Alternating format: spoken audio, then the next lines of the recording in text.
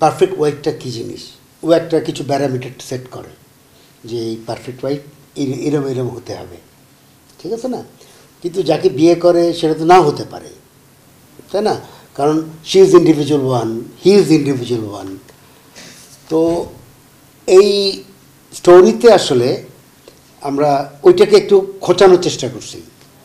এটা একটা সিটকম ধরনের, আসলে situation comedy basically, it's not serious thing.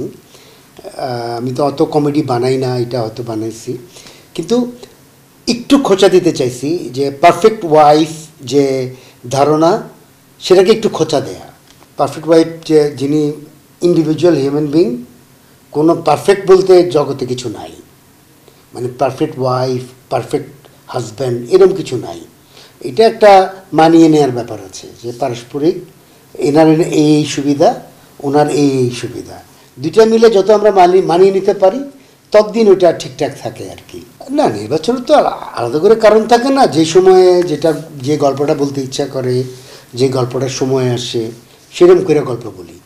তো পারফেক্ট ওয়াইফ যখন করার আগে আসলে এরকম ভাবিই নাই যে এরকম কিছু করব, কিন্তু কিছুটা করতে হবে, দেন ওইটা করা। আমার ধারণা যে ওরা যদি গল্পটা দেখে বা কন্টেন্টটা দেখে, ওরা এনজয় করবে, এটা মজা পাবে। কিন্তু যদি হত্যাকাণ্ড ঘটে থাকে তাহলে তার ঠিকঠাক বিচার হওয়া উচিত, এটা আমার মনে হয়। আমি জানি না কে কী বলছে, আমি দেখি নাই, আমি ছিলাম না দেশে, মাত্র আসলাম। তো দেন আমি বারবারই একই কথা বলতে চাই যে ওটা যদি ন্যাচারাল ডেথ হয়, ও যদি সুইসাইড করে থাকে, যদি ন্যাচারাল ডেথ হয়, ইটস ফাইন, মানে ওইটা নিয়ে আর ঝামেলা করার দরকার নেই। কিন্তু এটা যদি হত্যাকাণ্ড হয় তাহলে তার বিচার হওয়া উচিত, একটু কি।